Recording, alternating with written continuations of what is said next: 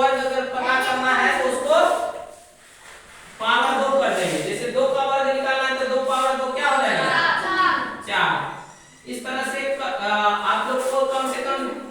30 तक का वर्ग याद रखना चाहिए, ठीक है। 50 तक रख लेंगे तो बहुत अच्छा, लेकिन अगर 30 तक भी कर लेंगे तो काम हो जाएगा। तो 2 का वर्ग करेंगे तो 2 पावर 2 यानी 2 गुना 2 कितना हो गया 4। अब 3 का बोलिए तो आप लोग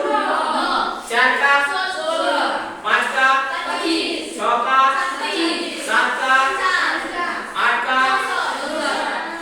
तूने बोला सीधा बैठो 9 का 81, 10 का 11 का 12 का 44, तुम लोग को याद नहीं है। 13 का 14 का 14 96 से, अब 15 का ठीक बोली 225, 16 का 256, 16 हाँ 256, 17 का 289, 17 गुना 17 करेंगे 17 17 हाँ 289, 18 का 324, 18 हाँ 324, 19 का 361, 19 361, 20 का 400, 21 का 21 गुना 21 441, 22 का अभी जस्ट पता है 22 का 484, तो ये 22 आया ना 22 का और करेंगे 484, 23 का 529, 23 पैसा 529, और 24 का 24 नहीं 576, अब 25 का 625, चलिए 25 तक का हुआ है ना। कम से कम 25 30 तक याद रखना चाहिए। अब देखिए आपको सवाल है कि किसी भी संख्या को आप कैसे जानेंगे कि पूर्ण वर्ग है कि नहीं,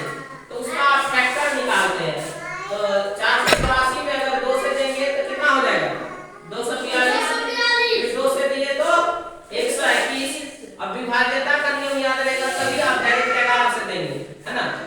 2 से विभाजित होने पे आप जान रहे हैं कि सम संख्या लास्ट में 2 4 है तो होगा, ये 2 है तो होगा। 3 से कटने का नियम क्या होता है बताए हुए कि अगर इसको जोड़ेंगे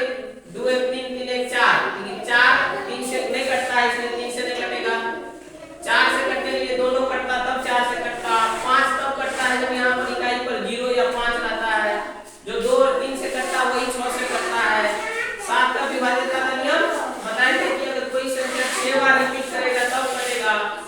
अगर तीनों संख्या 8 से कटता है तो 8 से विभाजित होगा। 9 से उसी तरह से जैसे 3 का नियम है सबको जोड़ करके 9 से कटा है तो कटेगा। 10 से अंतिम अंक 0 होगा तब कटेगा। 11 का क्या बताए थे कि ऑड प्लेस और इवन प्लेस के संख्या को अगर जोड़ने से इक्वल हो जाए, जैसे यहाँ से ऑड प्लेस ये भी ऑड प्लेस 1 1 2, इवन प्लेस पे है 2 तो दोनों बराबर हो गया, इसलिए कितना से कटा 11 से 120 कितना बार में,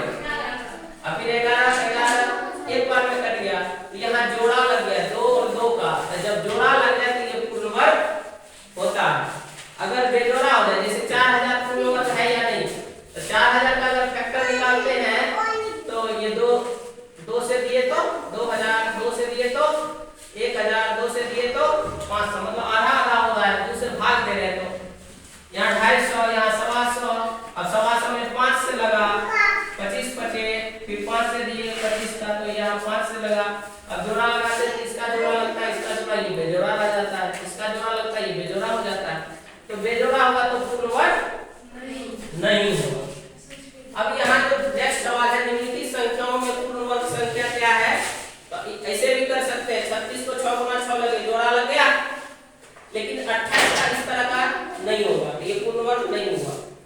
64 का 8 की 64 होता है जोड़ा लग रहा है तो ये पूर्ण वर्ग हुआ, लेकिन 19 का नहीं होगा, 27 का नहीं होगा, लेकिन 81 का 9 गुना 9 करते हैं तो जोड़ा लग रहा है तो ये पूर्ण वर्ग हो गया, ये 3 पूर्ण वर्ग नहीं है। 28 19 70 निम्नलिखित संख्याओं में कौन सम संख्या का वर्ग है, इसको बस ये याद रखना है कि सम संख्याओं का वर्ग सम संख्या होती है, तो ये जैसे ही ये सम है तो सम संख्या का वर्ग होगा, ये विषम है तो नहीं होगा, ये सम है लास्ट में 4 है सम हो गया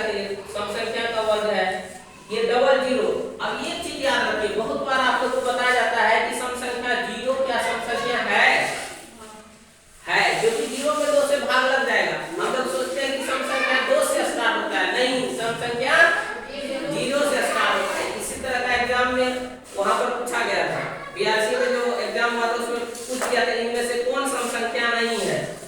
तो उसमें कौन सम संख्या है, उसमें से जो है 1 3 5, तो उससे पहले 0 दे दिया था। चारों सम में इनमें से कोई नहीं था, सब बोल दिया इनमें से कोई नहीं, और यहाँ पर 0 था, है ना, तो 0 सम संख्या इसमें टिक मारना, ठीक है ना। चलिए याद